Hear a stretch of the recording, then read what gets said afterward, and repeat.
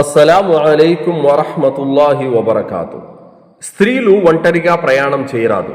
స్త్రీలు ఒంటరిగా ప్రయాణం చేయడం వల్ల బయట సమాజంలో ఎన్ని అనర్థాలు అఘాయిత్యాలు జరుగుతున్నాయో మనం నిత్యం చూస్తూనే ఉన్నాము.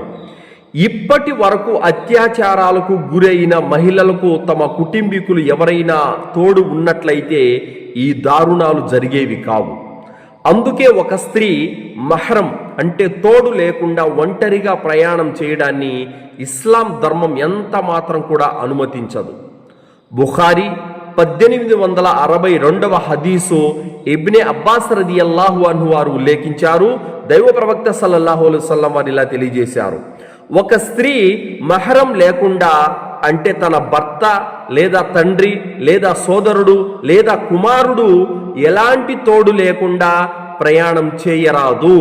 ఒక వ్యక్తి లేచి, ఓ అల్లాహ్ యొక్క ప్రవక్త, నేనేమో సైన్యంలో యుద్ధానికి వెళ్ళాలనుకుంటున్నాను, మరియు నా భార్య ఏమో హజ్జు చేయాలనుకుంటుంది, మరి నేనేం చేయాలి అని చెప్పగా, నీ భార్యకు తోడుగా నువ్వు హజ్జుకు వెళ్ళు, ఆమెను ఒంటరిగా పంపకు అని ప్రవక్త సల్లల్లాహు అలైహి వసల్లం వారు తెలియజేశారు.